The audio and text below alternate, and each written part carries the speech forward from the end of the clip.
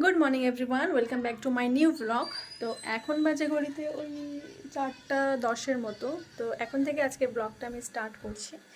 তো অ্যাকচুয়ালি তোমাদের সাথে কিছু কথা শেয়ার করার আছে। আর আমার শরীরটা একটু ভালো নেই, কিছুদিন ধরে শরীরটা প্রচণ্ড উইক লাগছে। তো তোমরা জানো যে আমাদের দীঘা ঘুরে আসার এই মাত্র 10 দিনের মতো হলো, বেশি দিন হয়নি। তো এগেইন আমাদের আরেকটা ট্যুরের প্ল্যানিং হয়ে গেছে সাডেনলি। তো এখান থেকে যাব আমরা কলকাতা, মানে হাওড়া স্টেশন, সেখান থেকে যাব দীঘাতে, সরি, আর দীঘার মাথা থেকে বেরোচ্ছে না। তো সেখান থেকে যাব আমরা ব্যাঙ্গালোরে, আর তারপর সেখান থেকে যাব হায়দ্রাবাদে।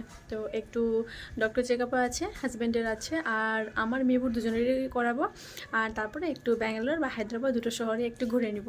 তো সাডেনলি প্ল্যানটা হয়ে গেছিলো। আর আগামীকালকে হয়েছে আমার বার্থডে। তো বলতে পারো বার্থডের জন্য এটা হাজব্যান্ডের থেকে ট্রিট পাচ্ছি আমি। তো ভীষণভাবে এক্সাইটেড আছে কিন্তু। তো চলো ব্লগটা এখান থেকে স্টার্ট করছি। কি করছি না করছি, কোথায় যাচ্ছি, এভরিথিং তোমাদের সাথে শেয়ার করব। তো ব্লগগুলো দেখতে থাকো, আশা করি তোমাদের খুব ভালো লাগবে। তো এখন আমি করব প্যাকিং। এখানে দেখো সমস্ত জামা কাপড় আমি বের করে রেখে দিয়েছি। আমার মিভুর আর মিস্টার শেখেরগুলো বের করে নিই। তো আমাদেরগুলো আগে ট্রলিতে ভরবো, তারপরে ওরটা ভরবো। তো চলো দেখতে থাকো।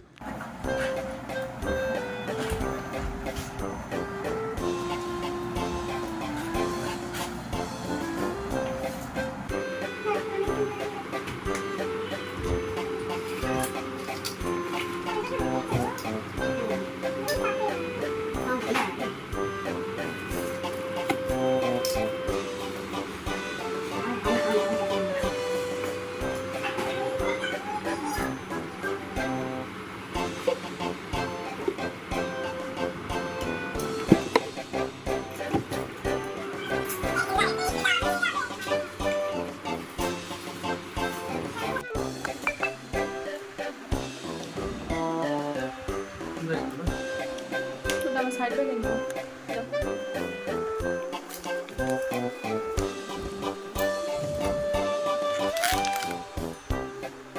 তো দেখতে পেলে তোমরা, আমরা যে সমস্ত জিনিসগুলোকে নিয়ে যাব সেই সব জিনিসগুলোকে বের করে রেখেছি। সবগুলোকে এবার ট্রলিতে আস্তে আস্তে ভরতে হবে।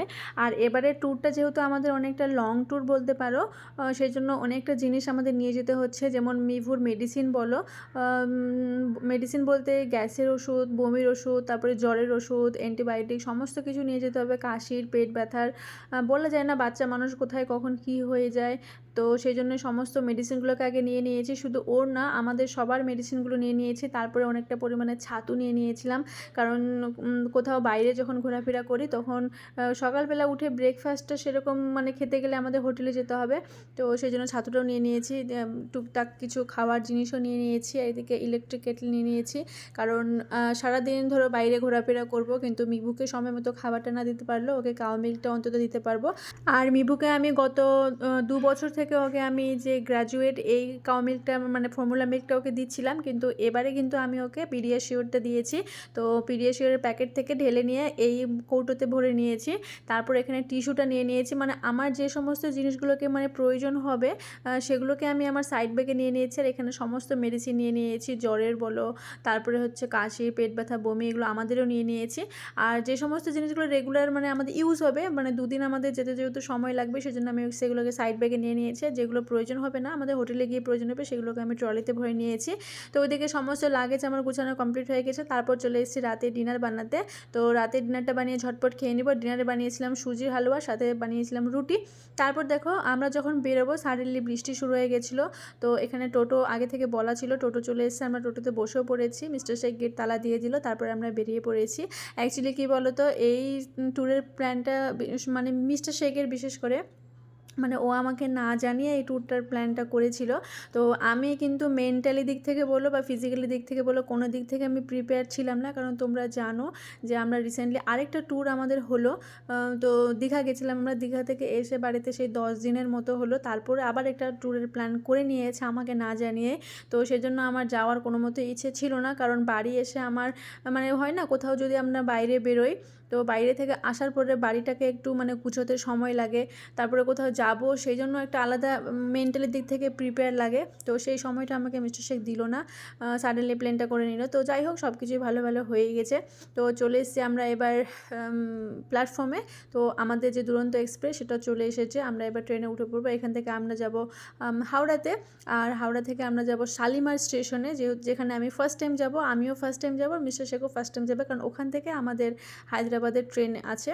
তো ট্রেনে আমরা উঠে পড়েছি, আর মিভু তো ভীষণভাবে এক্সাইটেড, কিন্তু মিভু জানতো না যে এবার আমরা ট্যুরটা একাই যাব। ও ভেবেছে রুহি দিদিরা ওর সাথে যাবে, ওই জন্য বারবার বলছিল যে রুহি দিদিরা আন্টিরা কই আসছে, কারণ এর আগের বার যখন গেছিলো তখন তো লিকিরাও ছিল আমাদের সাথে। তো এবার খুব মানে ব্যাডলিভাবে লিকিদেরকে মিস করছিল।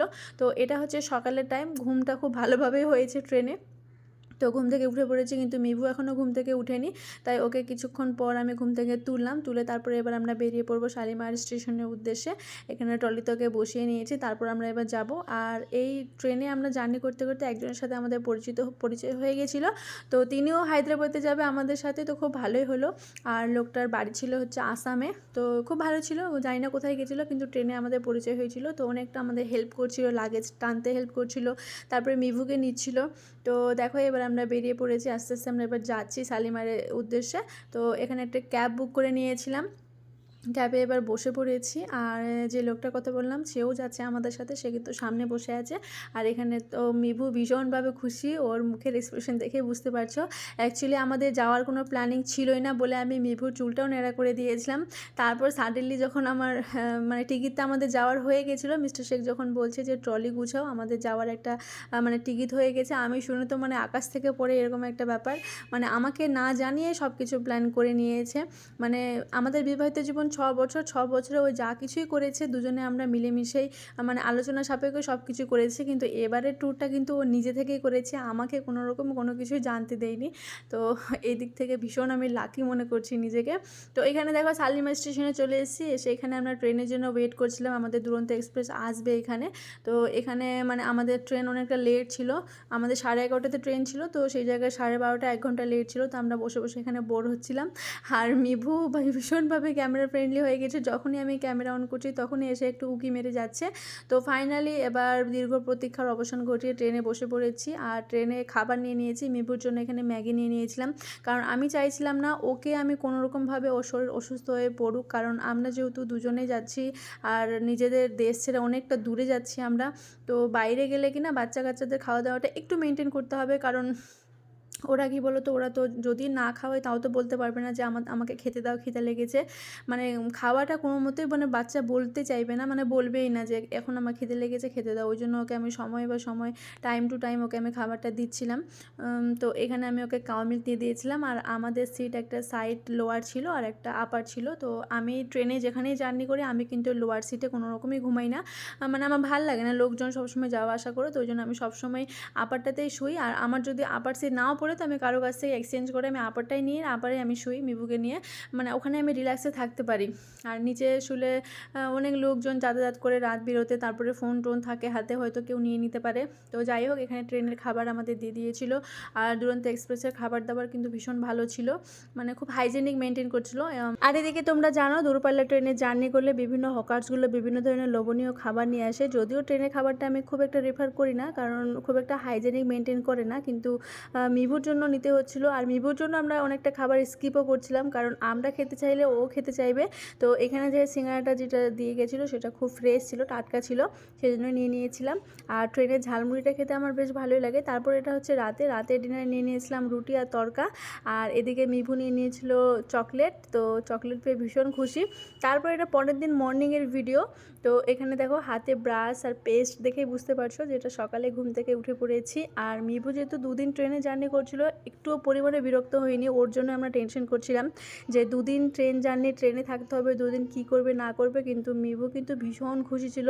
অ্যাকচুয়ালি সাইডে যে লোয়ার সিটটা পেয়েছিল সেটার জন্য একটু বেশি আনন্দ মানে উপভোগ করছিল, কারণ সমস্ত বাইরের সিনারিগুলো দেখতে পাচ্ছিল।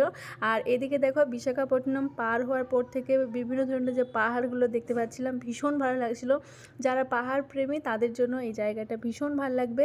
আর এখানে সকালের পাহাড় দেখতে দেখতে কফি এনজয় করছিলাম, তো বেশ ভালো লাগছিল। আর মিবু দেখো এখানে ওকে কাউ মিল্ক দিয়ে দিয়েছি। আর ওকে দিনে 2 থেকে 3 টাইমে আমি কাউ মিল্কটা দিচ্ছিলাম। খাবার দাবার তো নর্মালি আমাদের খাবারই খাচ্ছিল, তার মধ্যেও কাউ মিল্কটা ওকে দিচ্ছিলাম যাতে শরীরটা ওর একটু শুকিয়ে না যায়। আর এদিকে কিন্তু ট্রেন আমাদের 4 ঘন্টা লেট, ভাবা যায়। আমরা বিকেল 4টার মধ্যে পৌঁছে যাওয়ার কথা ছিল হায়দ্রাবাদে, সেই জায়গাতে আমরা রাত্রিবেলা 8:30টায় পৌঁছেছিলাম। মানে এত পরিমাণে ট্রেন লেট করছিল, যেখানে দাঁড়াচ্ছিল সেখানে দাঁড়িয়েই যাচ্ছিলো, মানে আধা ঘন্টা লেট করছিল সেখানে। তো এই দিক থেকে মানে সবাই বলে যে দূরপাল্লার ট্রেনের মানে দুরন্ত এক্সপ্রেস খুব ফাস্ট যায় আর সময় আগে পৌঁছায়, কিন্তু একদমই বাজে কথা।